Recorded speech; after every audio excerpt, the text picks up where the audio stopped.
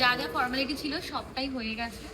আর এখন কিন্তু 800 মানে কেবিন নাম্বার না, কেবিন নাম্বার না, যাই হোক 8th ফ্লোরে দিয়েছে হয়তো, প্রথমে 7th ফ্লোরে কোথায়, হ্যাঁ ওরকম কিছু একটা হবে, লিফটে যাবো তো সমস্যা হবে না।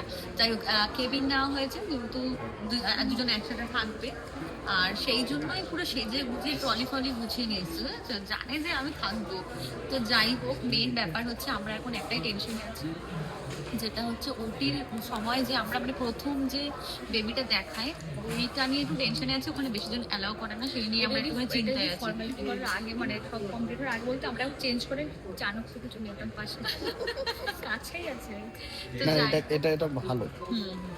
তো যাই হোক, এখন তো সমস্ত ফর্মালিটি কমপ্লিট হয়ে গেছে। দেখো মানে একটা বাড়ির লোক দেখবে, এটাও তো একটা দরকার না, মানে সঙ্গে সঙ্গে ওই সময়টাই না বেশি এক্সাইটমেন্ট থাকে যে ওটির পরেই দেখাটা সবাই একসাথে, কারণ সবাই টেনশনে থাকে, বিশেষ করে মারা তো সব থেকে বেশি টেনশনে থাকবেই, কারণ এখন মা হবে, মা আসার সময় পুরো মুখটা দেখলে তোর মায়া লেগে যেত, যে মানে যদি আসতে পারতো সঙ্গে সব থেকে, যদি দাদা এরকম থাকতে পারতো সব থেকে বেশি মানে ইয়ে হতো।